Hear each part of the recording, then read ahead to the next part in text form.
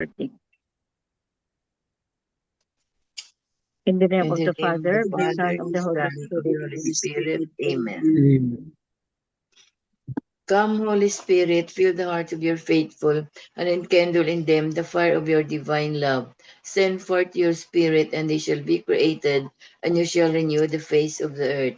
O God, who by the light of the Holy Spirit did instruct the hearts of the faithful, grant us by the same Holy Spirit to release what is right and just, always to rejoice in his consolation through Christ our Lord. Amen. Amen. A reading from the Holy Gospel according to Matthew. Glory Glory to to you. you, O Lord. Jesus said to his disciples, "Do not think that I have come to abolish the law or the prophets. I have come not to abolish, but to fulfill.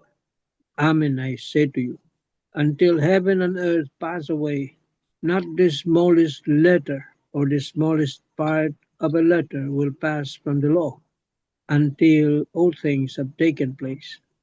Therefore, whoever breaks one of the least of these commandments and teaches others to do so will be called least in the kingdom of heaven.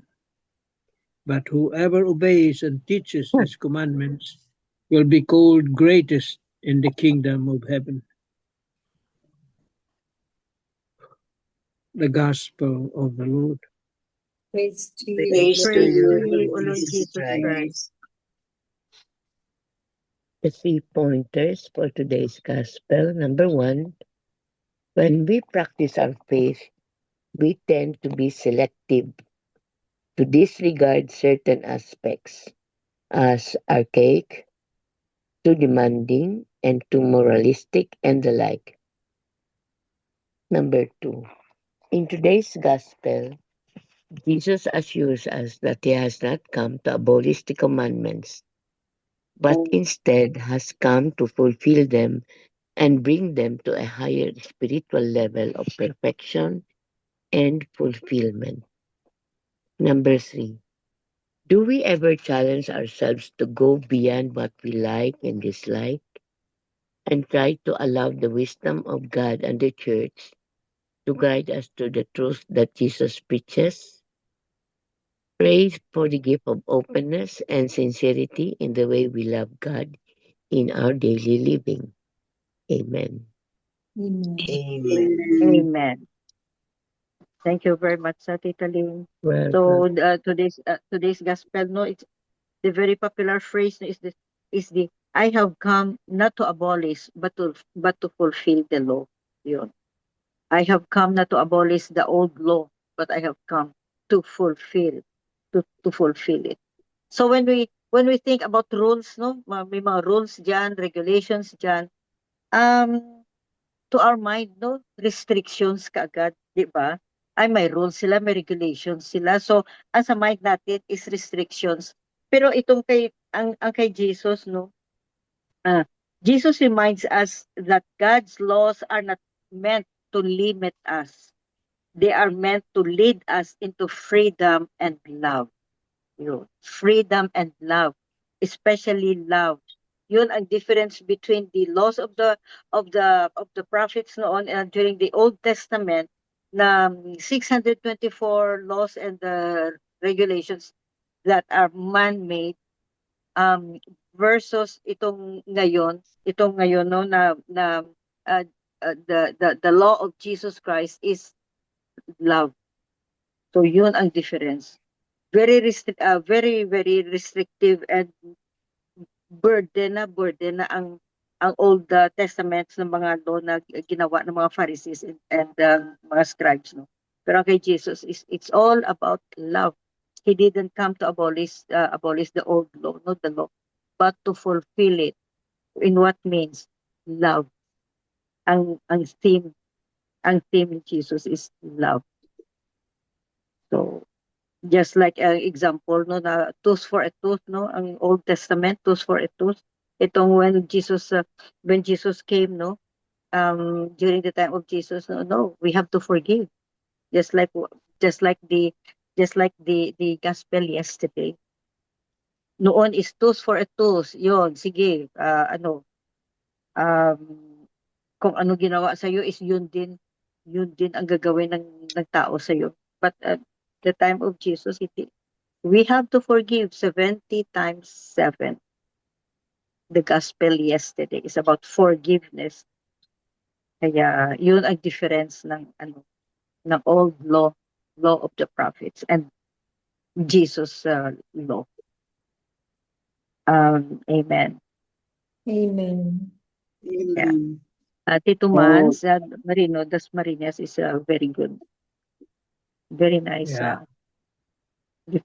reflection. It says, what is life without Jesus? Yeah. Just see what is happening around us. See? Destruction, chaos, wars. Yeah. Walang Diyos dyan. See? It is barren, chaotic, and without peace. And what is life without following the laws of God? It is much the same. Without Him, our lives will easily lose their direction, and our hearts wander in search of meaning that the world can never truly give.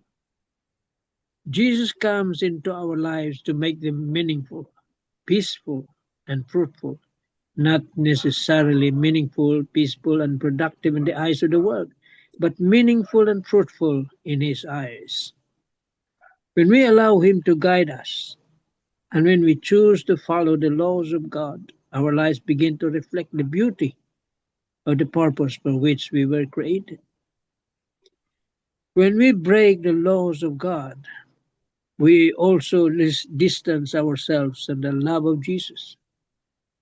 Our actions reveal whether we truly follow Him or merely claim to do so. For example, if a excuse me, if a politician presents himself publicly as a follower of Jesus, he should not violate the law by stealing money from the government coffers or engaging in corruption. Nor should he support policies that undermine the dignity of human life or disregard the needs of the poor. Otherwise, the name of Jesus may simply be used to advance a hidden agenda rather than to serve the common good. The same principle applies to those who serve God in religious life. Priests and ministers who profess to follow Jesus are called to live lives that reflect holiness, integrity, and fidelity to the commandments of God. Their lives, like the lives of all of us who claim to follow Christ, should be a witness to the transforming power of His grace. There is always a reward for those who follow the laws of God and remain faithful to the commandments of Jesus. The reward may not always be the one we expect, nor may it come at the time we desire. Yet we can trust that God sees our faithfulness and will bless it in His perfect way and in His perfect time. But what about those who deliberately ignore or violate God's laws? Eventually, they must face the consequences of their choices. In the end, justice, both human and divine, cannot be set aside forever. As followers of Christ, we are invited each day to examine our hearts and our actions. Are we truly living according to the teachings of Jesus, or are we merely claiming His name while following our own desires? Let us pause and ask ourselves honestly. Are our lives truly reflecting our love for Jesus through faithful obedience to His commandments, or are we allowing the world to shape our choices more than the Lord who gave His life for us? Amen. Amen. Amen. Nandiyan na naman, we have read this gospel so many times. Many times. About the Ten Commandments, the law, the Torah. the Decalogue handed down to Moses, Mount Sinai. Tama yung sinabi nyo na the mentality of people is they always think that the Ten Commandments are meant to limit us. No? Para bang hindrance sa atin, parang balakid. No? Pero hindi. It is meant to guide us. It is a guide binigay ni Lord sa atin. Not to limit our the things that we do, but to guide us. Kung tama ba yun o hindi. Kagaya nga the past gospels. That is the letter of the law. Dito expert yung mga Pariseo, Pharisees, the scribes, the letter of the law. Because they interpret these commandments literally. Biro mo, an eye for an eye, a tooth for a tooth. If you do literally, imagine. See? But what they forgot is that there is such thing as the spirit of the law. Yun ang nila nakita.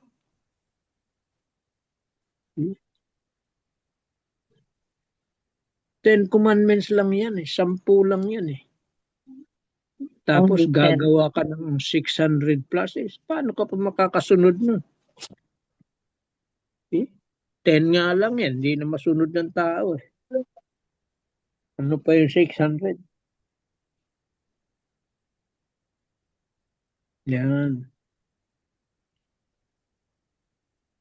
Kaya,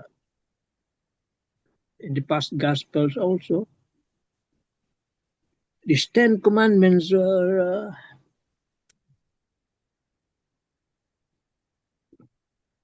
made into 2. No?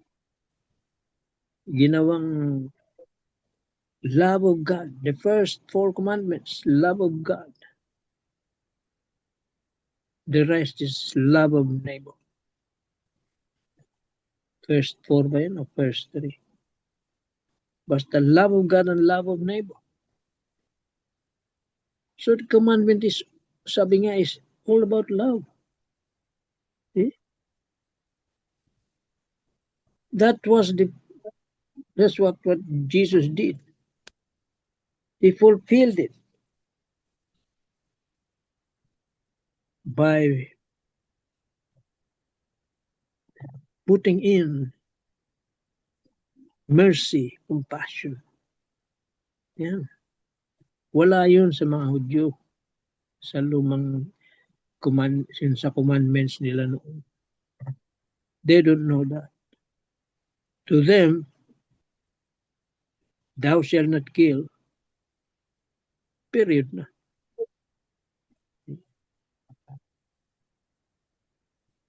Pero binigyan ni Lord yan ng diyan pumapasok yung spirit of law. What if you did it trying to defend yourself? Self-defense.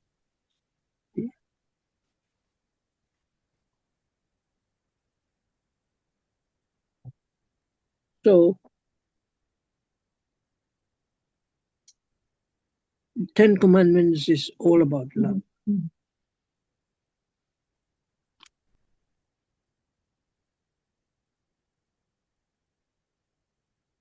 Love of God and love of neighbor. And as has been said before, that love is the spirit of the law. It is love.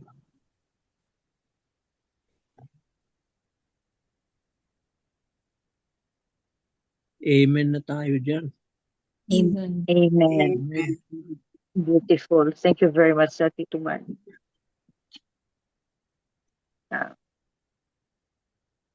Sabet or Tita Bel.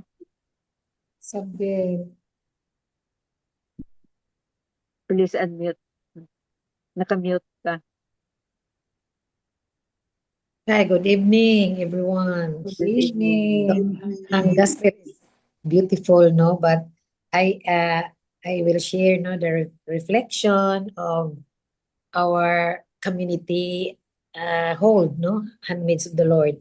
So God's commandments are not burdens; they are paths that lead us closer to Him.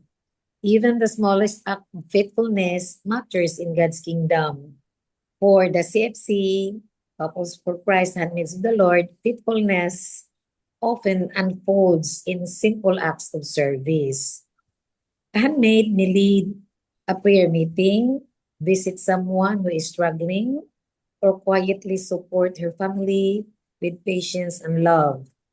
These everyday acts reflect the heart of the gospel. Jesus reminds us that faithfulness in little things matters deeply. When a handmaid chooses humility, forgiveness, and obedience to God's word, she becomes a living witness of Christ. Our mission is not only in big events or ministries, but also in the quiet consistency of living God's commandments each day. So our prayer for today's gospel is, Lord Jesus, you came not to abolish the law, but to fulfill it with love. Teach me to see your command as a path to life and freedom. Help me to be faithful even in the smallest things. May my daily choices reflect your love to those around me.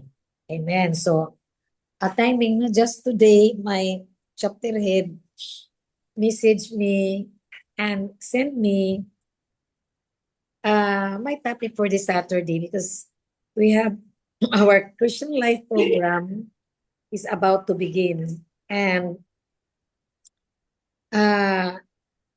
although timing lang yun na wala akong appointment this coming Saturday. So I say yes get to my chapter head, no? Yeah. Also, this is still a training, no, for the upcoming Christian Life program. And I handled talk number 3, which is how to handle discussion group, no? Okay. And before the CLP, we have also to train the facilitators, that the entire team, no, who will lead the program. So I was also kanang I was also happy that I was able to hinay-hinay lang go back again to the community because for for almost a year or many months na my schedule is always conflict with our prayer meeting kasi it's always in Saturday. And yes, no, when we say yes, no to the Lord, grabe, the Lord will always, He's the God of order, no? Kay ko yes, yes ko na timing, I don't have any appointment or kanang mga meetings during Saturdays mostly in our corporate. So really, God is a God of order. So ayun, I said yes. Then this Saturday, I will handle the talk 3 of our Christian Life program training. So, service talaga, no? Joining the community is service. Service yun. And then, just because no, many are called by but few are chosen. So, it's true. It's very difficult to invite no women to join our Christian Life program. So the great challenge is not to who will handle who will lead the team, no? It's not a problem who will be our speakers, but still we have to pray for the chosen speakers. It's 8 Saturdays, but the big challenge is the participants. That's very hard. It will say yes, but the day comes, wala, hindi ka attend, no? So, yun lang, big challenge for us, no, na to invite, no? To invite, and even in our Bible sharing every night, no? We always keep on inviting, but ano lang, makount lang natin yung ini-invite natin that will say yes, no? So, that's a big, also, so for me, it's also God, that is what He wants us to do, to evangelize. So, that's our mantra. Na we'll keep on inviting because, yun naman, number games pa rin. Pag, mag-invite ka ng marami, may mag-yes yun talaga, mas kahit isa. So, thank you. That's I'm looking forward for this coming Saturday. Thank Amen. Thank you, Amen. Kabit. Oh, Amen. thank you. Oo, amen. Amen. Bell, I have here from Catholic scripture. In this passage, Jesus clarifies that he did not come to abolish the law or the teachings of the prophets, but to fulfill them. The law given by God was never meant to disappear. Rather, it finds its true meaning and completion in the life and teachings of Christ. Jesus emphasizes that even the smallest commandment remains significant because God's word reflects his holy will.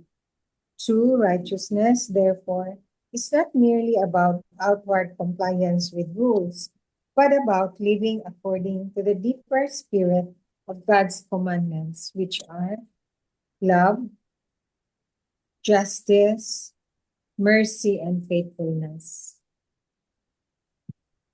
In today's time, this message reminds us that following Christ does not mean ignoring God's moral teachings, but embracing them more fully in our hearts and actions. When we sincerely live according to God's word and teach others by our example, we become instruments through which God's truth continues to guide and transform the world.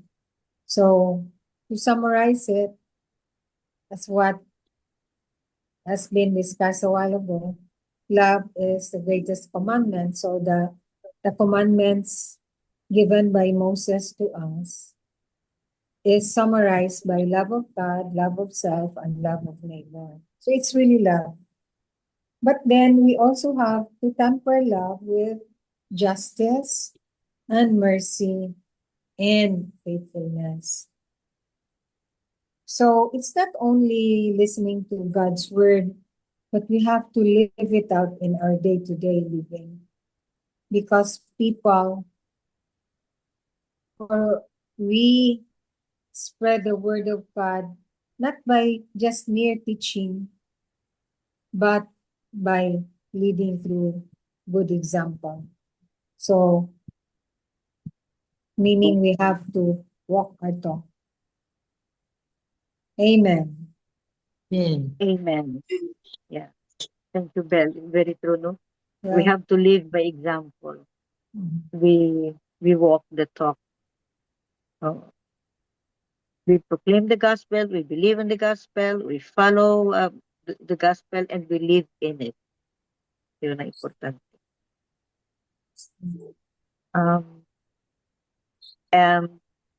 Tita Helen, you have something or anybody, piece of your thought?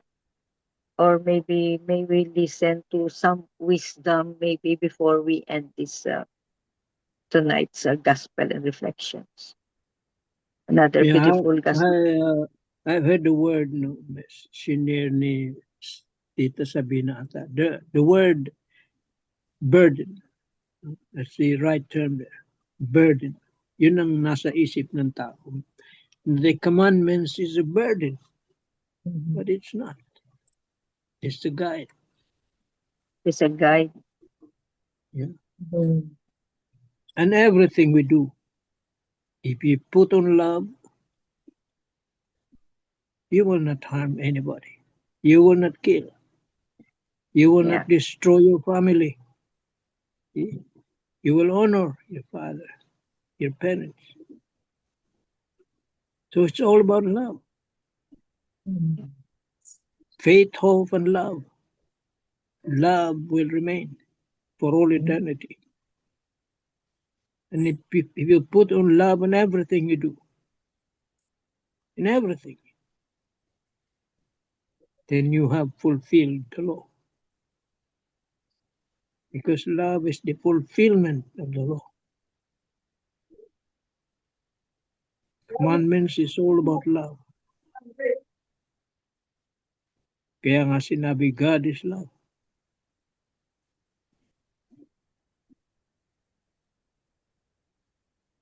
Amen tayo dyan. Amen. Amen. Yeah. Thank you, Tito Mans. Yeah. That's why we say God is love.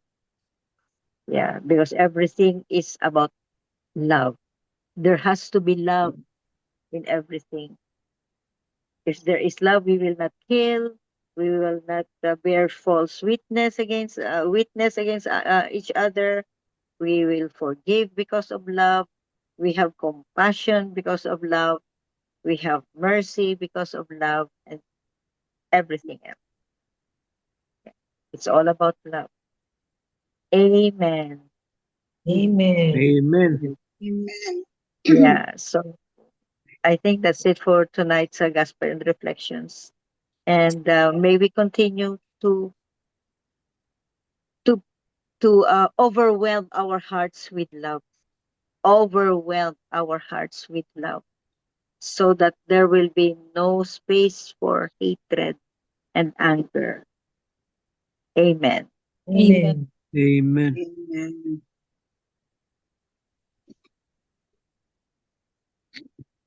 Miguel Belen. Father Lord, may your name be praised greatly. Bless everyone. Bless our families. Lord, let your face shine upon us and give peace to everyone. In Jesus' name, amen. Amen. Amen. Amen. And all together, please, glory be to the Glory to the Father, Father, to the to the Son, Son, to the to the Holy Holy Holy Spirit, Spirit, Spirit, as it as was it in As it was was in in the the beginning, beginning, now. is now, and and now, now, ever, ever Amen. shall and be, World without world end. world without without end. Amen. Amen. In the In the name of name the of In the the Father, Father, the and the Father, Son, the Son, Son, and and the the Spirit. Holy Spirit. Amen. amen. Amen. Amen. Amen. Thank you all. Good Thank you night, all. Thank Good you. everyone. night. Bye. Bye. Thank God you. bless. Bye. Bye. Thank God you. bless.